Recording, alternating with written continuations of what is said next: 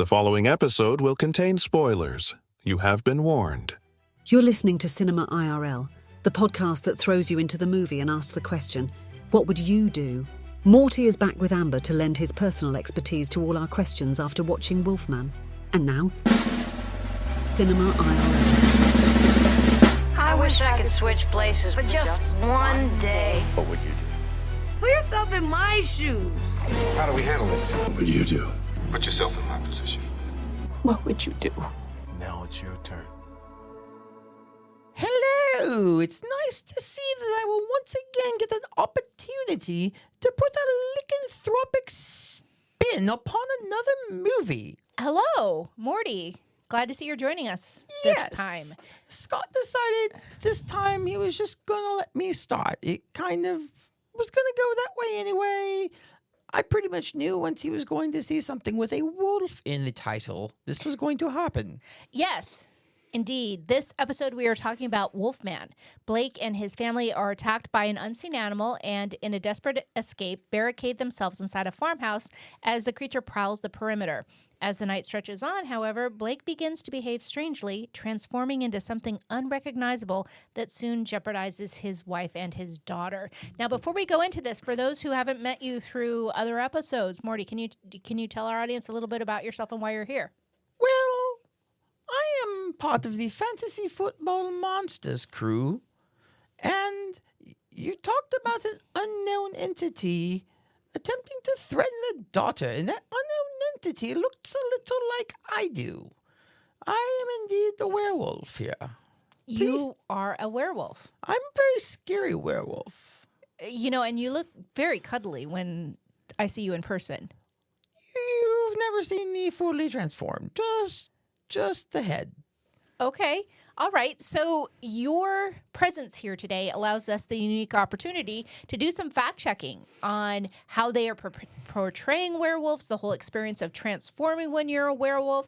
So I would love for you to help enlighten us here so we don't walk away with any stereotypes in mind when it comes to werewolves. Yes, werewolves are often depicted rather weird in movies, and they don't always get it right. Like, for example, as a werewolf, I couldn't play basketball to save my life. Okay. The werewolf here did not play No, basketball. he did not. I'm referring to the Michael J. Fox movie, Teen Wolf. That movie was complete crap.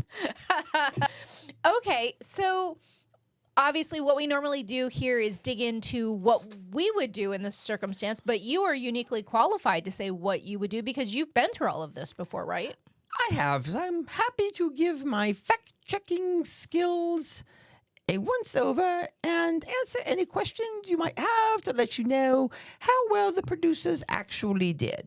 It was, spoiler alert, for the most part, decent. Okay. So I'm going to start off thinking about what I would do in some of these circumstances here, and then go ahead and let me know how you would handle things differently. So long story short, Blake is going back to his childhood home, which is this farmhouse in the middle of nowhere in Oregon, because his father went missing in the forest, was never found, and finally the state issued a declaration of his death, even though his dad was never located. And he's going up to empty the house and thinking that actually he and his wife and his daughter are going to stay up there for a little while, a little family bonding time. And on the way, they have an encounter with a creature that is standing up in the road when they're driving on the road, and then ultimately chases them like an animal, scratches Blake, they run for their lives, they get in the house, and they're basically like, oh my God, what the heck was that?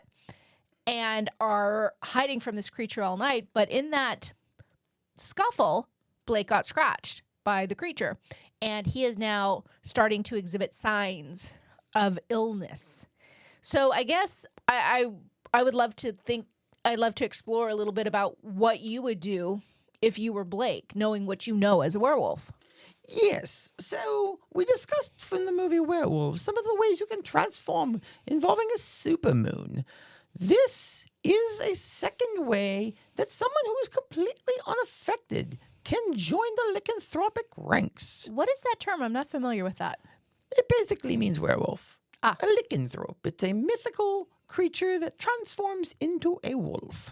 Okay. So, yes, the scratch did appear to go deep enough to affect his material body in a way. The transformation time, obviously, in a movie, you don't know the timeline for sure, but it seemed approximately accurate. So within just the couple of hours that they were at this cabin, he had fully transformed. That seems on spot accurate for you? Yes, because we can go from just being fully upright to howling our butts off in a full moon in just a matter of a couple of hours. So, yes, this seems about correct for the timeline. So as Blake started to evolve, and in doing so, his fingernails fell off and his teeth fell out. A very painful process, I should note. So that actually Very. happens. Yes. The first time it happened to me, there was not enough Vicodin around to quell the pain. It hurt like hell. Okay. Good to know.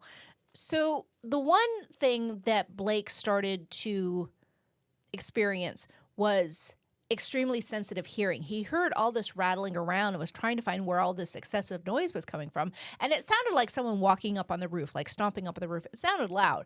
And what it turned out to be was a spider walking.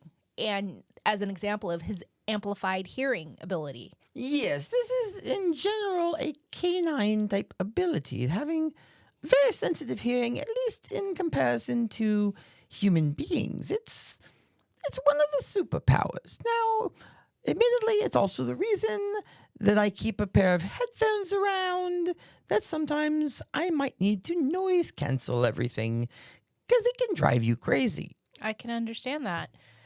The other thing that started to change with how Blake interacted with his environment was that he saw human beings and the environment in a different way. Instead of seeing the way that a human would see things, he saw a background and environment that was kind of like a glowy blue, where almost the dust particles in the air kind of lit up and the eyes were kind of glowy, and you could see all the blood veins in the human. So when he looked at his wife and his daughter, he couldn't understand them, first of all. Their regular communication did not come across to him. And he saw them in this altered state and his environment in that altered state. What are your thoughts on that? So I think the writer may be a lycanthrope himself, because pretty much nailed that one perfectly. That is exactly how we see and hear things. Though I want to make sure that there is something clear. Even though we could not understand what they said, it is not as though it was a different language. Had there been another werewolf there, he would not have understood them either. Oh, well, tell me a little bit more about that. So, on top of being a physical distortion, a transformation is also a mental distortion as well. Okay. And while it can make things like your hearing a lot more robust, it also screws with the section of the brain that allows you to understand speech. I've never quite understood it. Basically, when it happens, it's a very lonely night. I just communicate via text message. Yeah, because Blake could still write, although very cryptically, when his wife asked him to write something, although it was an impaired kind of writing, he still could write. He only thought he was dying. He actually would have been fine. But I assure you, the first time it happens, I don't care who you are, you think you are dying.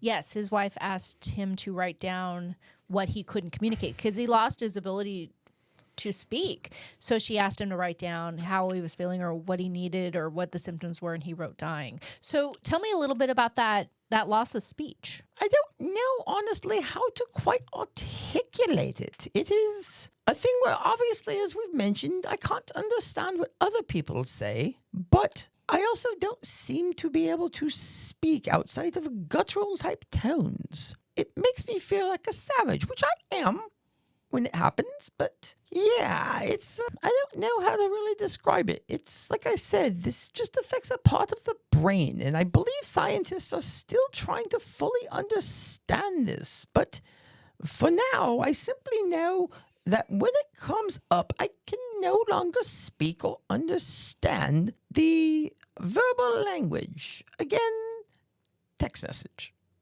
Interesting. So I am not familiar with your ancestry, Morty. So are you, obviously you have an accent here. Are you British, or does becoming a werewolf give you an accent? No, the accent is from my pre-lycanthropic days. I am from the Isle of Man. You don't if you say. know, if you know where that is, I don't. it is basically the UK. Okay. It's not quite a British accent, but it's close. Got it. Okay. So it turns out in the film that the creature, the Wolfman that was tormenting Blake and his wife and daughter, actually turned out to be the missing dad. And we know this because when he kills his dad, essentially. Alert. Yes. Spoiler overdue. We see a tattoo that his dad had on his arm, and we realize that, oh my gosh, it was his dad. And actually, I had that speculation much earlier in the film. But at that point, does Blake, when he's in his transformative state, are you capable of emotions to feel like you killed someone you know, that you have some feelings about, even though his dad was somewhat of a taskmaster and very stern? As you're in that middle state there, do you have emotions? Yes, and this is one of the ways that the producers might not have gotten it quite completely fine, especially as the movie progressed towards its conclusion. While it is indeed a mental thing that does indeed increase your aggressiveness and other things, emotion is still something that is part of a core of who you are. Okay. So, yes, Blake more than likely felt an extreme amount of remorse over the patricide he had just accidentally committed. Well, I think it was intentional, though. He was trying to keep his family safe from the threat. Well, he intended to kill. I don't know if he necessarily realized it was his father when he was doing it. Thus, the accidental patricide. Oh, I understand. I see what you're saying. So ultimately, we see Blake transform more and more. His ribs get really big. His more claws, kind of longer nails come out of where his human nails fell off. We see his ears get kind of rounded and bulbous. Pecky. Yes. And we see, obviously, the extreme rapid growth of hair. And did all of those features accurately represent the process of transformation that you've gone through in the past? So, like a lot of things in life, transformation is a sliding scale. Sometimes some people will transform more hardcore than others. For some, they might still retain a fair number of human characteristics, while others may completely shed any signs that they were even human at all. His transformation was somewhere in the middle of that. And yes, that is one of the reasons why I am often shirtless. I have lost a lot of money in the past when I was wearing shirts and then transformed. Eventually, it got to be expensive, so I decided just, why? Why waste my money? I can understand that. So does the rib cage get larger when you transform and then go back when you go back to this form of you? So for me, no. The rib cage was actually one of the things that never fully transformed for me. Thank God. I've heard it hurts like a bitch. It did look painful. So, again, sliding scale, but this is something that some of my cousins have experienced in the past. It actually is not one of the more common things in a transformation, but it does happen, approximately 23%. So this is genetics then, just like humans experience certain propensities for things, certain physical traits based on their genetics. It sounds like that's the case with werewolves too. Absolutely. If they survive long enough, often they get hunted down. Because usually they did something stupid, like try to kill someone. Yeah. Well, and it doesn't seem like you have a lot of control over that because Blake loved his daughter. But yet in this process, he's still trying to protect his daughter, but he's scaring the heck out of his daughter. So this kind of goes to my point about the emotion and who you are truly at the core. At the core, you could tell he loved his daughter, and that was a core trait for Blake. So despite any mental disfiguring or physical disfiguring, and even the aggressiveness, the core part of him knew that he loved that woman and that girl, and he was not going to harm them, even though at times his instincts said he should. Yeah, it was really interesting to see in a nonverbal character, which was Blake as he was transforming, he no longer communicated, but it was interesting to see how he related to the family, and you could very clearly see his connection to them and how protective he was of them, even going as far as biting off the claws finger by finger of what turned out to be his dad when his dad was a threat, and he wanted to take away those claws so he couldn't infect his wife and his daughter, so the dad couldn't. Yes. So this is one of the things that I have actually championed for more in the werewolf movies, to show our emotional quotient, if you will, our EQ, that we do not lose this when we transform, and we are still capable of feeling emotions for others. This is something I feel has been vastly lost, and it is one of the things I did not love about the movie Werewolves, is that I did not think they accurately addressed that as much, while this movie appeared to. Yes, if you're interested in hearing Morty's previous visit with us, check out our episode on the film Werewolves. So what I just brought up about Blake biting off the fingertips of the threat, which ended up being his dad, that's essentially almost declawing. Like do with cats is what they do with cats is it's a terrible process, but they actually grab the nail and they pull it out of the body or out of the fingers, the digits, and it hurts. It is a terribly inhumane practice. And they actually I'm sorry, I misspoke.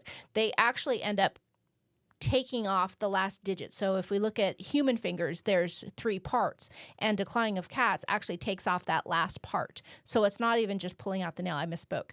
It's taking off that last digit. So could potentially, and I'm not saying this is the right thing to do, I'm just exploring it with you since you're the expert, potentially could we declaw werewolves like we do cats and make them less of a menace when they do encounter humans? That question was adorable. I have a question for you. If I took a meat cleaver and separated your phalanges from your hand, how would that feel to you? Well, it wouldn't feel good. It didn't feel good for them either then. No, that's not part of the transformation. That's their fingers. No, what do you mean part of the transformation? It's not like just taking out a claw, which is part of the transformation. You're actually taking off their fingers when you do that. No, I am quite shocked that someone with your background would even recommend that. No, I'm not recommending it. I was asking No. if that's... No, absolutely not. Well, I don't consider it to be a humane practice for cats. I never have, and I think it's a terrible thing to do to a cat. So it makes sense that it would also be a terrible thing to do with a werewolf. And I was It's just even asking. worse for a werewolf, I assure you. If you have someone bite off your fingers, Well, no, it I would don't be- care, a wolf is going to hurt like hell. Okay, I'm not recommending that werewolves For the love have of their God. fingers bitten off. I'm saying more in a sterile surgical environment with trained professionals. I don't Now, how about we put you under and have your fingers surgically sterile removed and see how you feel about Well, it? again, I'm telling you that I am against cat declawing, so it makes sense that it would be an equally, if not more, inhumane it's practice not of werewolves. equally. I would take a declawing about 100 times rather than someone chop my fingers off. Again, I'm not talking about chopping your fingers off. I'm talking biting. about. I'm not talking. Or sterilely doing it. How am I supposed to grab things if I don't have fingers? Well, it doesn't take off your whole fingers. I'm just inquiring about taking off the part that scratches, because the part that scratches is what infected Blake. Just so you understand, we're werewolves, not Wolverine. We don't regenerate. If you take off our fingers, they don't come back. Yes. No, I understand that. And obviously it would be a futile effort to try and do that if they just grew back. My point is that werewolves are basically dangerous in two ways. Number one, they kill people. And number two, they infect people, so those people turn into werewolves. So if you looked at making that threat 50% Well, one less, could say the same thing about Republicans. I don't think that applies here. But if we took away the threat of infection, because they talked about a disease in the woods, and the disease was basically getting scratched and infected, and you turned into a Wolfman. Yes, that is accurate. So is there a way then to make it so werewolves don't pass on this, I don't know what the proper word is, ailment, disease? It becomes genetically encoded, so until they're able to modify the DNA of werewolves, no. But I mean, is there a way to protect humanity from getting scratched and spreading it and creating more werewolves? Yes, I would recommend not being out after dark in the forest in Central Oregon. Could you wear mittens? Mittens? Well, or You mean as a werewolf for the mittens? yes, because mittens, unlike gloves, they put together 4 of your fingers and they package them. The claws will go right through the mittens. Well, could they be extended ones that could accommodate the claws? I'm just trying to think of ways, because if werewolves didn't infect people, maybe they wouldn't be demonized quite the way that they are in society. Perhaps humans should take more responsibility for their own actions and understand that we are in a state that there's nothing we can do about it. Stay away from us. And again, as you can tell, I'm generally a pacifist. But even in my transformed state, I could separate a couple people's jugulars from their throats. What about oven mitts? Would oven mitts work? Because they are larger. You've not seen the claws when they come in. No, I have. They would go right. You would need like iron oven mitts. You would need a metallic covering. And then all that would do is just hurt like hell. Yeah, no, you'd The have claws weapons come on your in hands. and they jam into the iron, and then it's basically like the worst ingrown toenail you've ever felt in your life. Oh, okay. You mean it would be painful for the werewolf? I got Yes. it. Okay. All Again, right. we are trying to make werewolf kind a better place. Yeah, and that Stop is the disinformation. that is what my questions are based in the fact that I imagine it's very difficult to go through life as a werewolf, and that there are a lot of hate groups against werewolves, and you have to endure a lot. And I was just trying to think of ways that maybe if one of those two major PR problems of the number one infecting people was mitigated, if maybe it would be just a little easier to get through life when you're a werewolf. Yes, we see plenty of save the dolphins, save the whales, save the pandas, but there's no save the werewolves. Which, again, I can understand. A panda's probably not going to kill you, and if I'm fully transformed, I might. And I assure you, this is not something I like. I basically now have a panic room that I've had installed at my residence that I can go down into, and it will lock upon a full moon where I can basically be away from the rest of society so I don't kill anyone. I have, at this point, gone 247 days without murdering anyone. This is currently personal best. Well, kudos for taking that kind of personal responsibility. Also understand that werewolves view this differently depending on who they are at their core. If you're familiar with the Purge movies, I am. it is similar in that some people wish to participate in the Purge, some wish to avoid the Purge, and some are kind of okay if they get drug into it. So there are some people who don't mind the transformation because they can go wild on society and kill people seemingly without consequence. That's a really helpful comparison. So, Morty, I just want to personally thank you for stepping in here. We're not okay, done. Okay. Scott gave me a list of notes he wants me to go over from the movie. Apparently, he had things he wanted to say. Okay. So this is kind of in a weird thing. So again, this is more him talking than me, even though it's going to be me talking. Okay. Number one, if you have a werewolf that is chasing you down and you are running into a house, if that house has both a gate and a door, A security door and a door? yes, you should close the security door first. For one, that's metal. And it's metal that opens outward. They can't break it down. Also, it's a second barrier. You can close the door after you've closed the security door. He kind of screwed that up the first time. Now, the second time she got it right. But he didn't do it the way he should have. Also, they went to a great deal of time and trouble to seal the doors, yet there were still plenty of windows that were fully open and available. It looked like there was some bars on some of those windows that were on the outside. Possibly. When I looked through some of the windows, I definitely saw something that looked like bars. I did not see the bars, nor are they mentioned here in the notes. So Okay. perhaps if there were bars, then you may disregard that last conclusion he came to. Okay. Next, so as we've noted, werewolves will kill you. And while they did get it wrong about the murder with a normal bullet at the end when they killed Blake by shooting him, that was false. You cannot kill a werewolf in that way. The bullet, as everyone knows, and it actually is true, the bullet must be silver.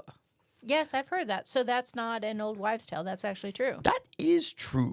That said, if you take a bullet, it still hurts a lot. And it will slow you down. So, if you're thinking you might run into a werewolf and you're exploring places, going around corners checking, and your dad was this incredibly militant person who probably had something like 60 guns in the house, you should grab one of those, not just your bare hands. I don't think what was the lady's name again? I have forgotten. The wife? Yes. Charlotte. Charlotte, let me speak to you for just a moment. That's not how you jump a car. At all. Oh, when the battery was dead and she She absolutely would have flooded that thing. And based on its age, there's no way she possibly would have got it started on the 4th or 5th attempt. That just made the whole thing seem completely unrealistic. That made it seem the movie seem unrealistic. Okay. Yes. So near the end, Charlotte stabs Blake, or at least swats with a knife. No, I believe No, she did. Okay, well, she stabbed the dad. This wasn't a stab, it was a slash. She slashed when they were in the... Yes. When Blake, as the werewolf, went to grab the knife. Don't do that. Yeah, ever. she didn't necessarily do it as much as he grabbed the knife and then cut himself. Understand that there is a physiological response to pain. Most people have it, and werewolves do as well. If you injure us, it will only make us more aggressive. Well, didn't he grab the knife, which seems silly? So first things first, he got slashed. Secondly, he grabbed the knife with his hand, which I would not have done that. But, first time werewolf. Sure. If he's going to kill you, he would have already done it. It's not like you're going to actually stop him. Your best thing to do is to remember, and everyone, remember this in your real lives. if you have an emotional connection with someone who turns into a werewolf, that connection still exists. Don't stab them.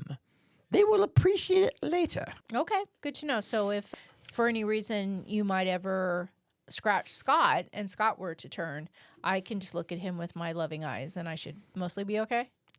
Mostly. Okay. It depends on the day he's had, perhaps. Yeah, I can see that. Mind you, we're just like anyone else. We can have a bad day. It could potentially make us upset and cranky. And sometimes when we get cranky, we rip throats out. It's just what happens. And mind you, no werewolf is a werewolf all the time, ever. And this is one glaring issue that I had with the makers of this film. So, mind you, the full moon thing is actually false. The reason the full moon gets the blame for the majority of the transformations is because it is the percentage of the moon that is visible. So a half moon can still trigger people into a transformation. But Well, they didn't show the film or the moon here, though. I mean, that wasn't the catalyst. yes, but there was a scene where we saw it was extremely bright in the sky and it seemed as though there was a full moon. Okay. But even if there wasn't, he easily could have transformed in that situation. But the next morning, when she shot him, that was movie magic. Because that was false. He would have already been going back through the transformation process to be human again, to whatever extent he does. Again, sliding scale. Some people retain their wolf qualities, like I myself, from the head up, look wolf all the time now. Yes, your face is furry. But the rest of me, not so much.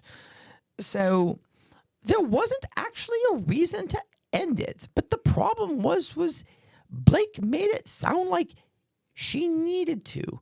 Again, first-time werewolf issues. Okay. And why many werewolves do not survive their first transformation. Okay, so you brought up something that actually confuses me then. So if his human teeth fell out and were replaced with canines, and if his human fingernails fell off and they were replaced with claws, how does someone switch back just because it's daylight? Yes, that is actually a wonderful question, and it is something that a lot of people don't understand. It is essentially like a reforming type thing. And again, the science behind this is still not fully understood. But what happens during the transformation process is that the nails will partially recede and flatten and transform. So the claws will push out the fingernails when they comes out, but when they return, it will morph into the actual fingernails. The same goes with the fangs and the teeth. Now again, sliding scale. Some people don't come back. Some people don't have the ability. Some people look very weird because they don't fully return. So, especially being from the United Kingdom, we're used to people with bad teeth. So it's easier to fit in over there when you have a dental mistransformation. That's interesting, Morty. So before we wrap up here, was there anything else you wanted to share?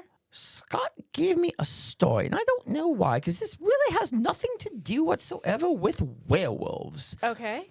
But he wanted me to let me read this because he did some really weird stuff when he was... That sounds like Scott. Yes. So apparently, when he was in his high school and college days, he used to keep a CB radio in his car Okay.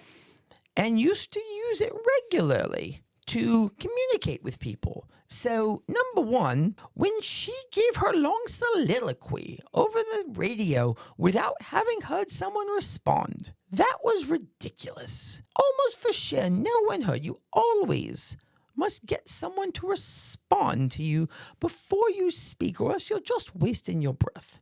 Secondly, apparently, you could use it to play a pseudo game of Marco Polo, where one person is quote unquote it, and they will go over their CB and say Marco, and other people will respond with Polo. And you can see the strength of the signal that has been shot out.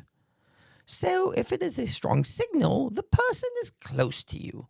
If the signal is far away, they are not so close to you.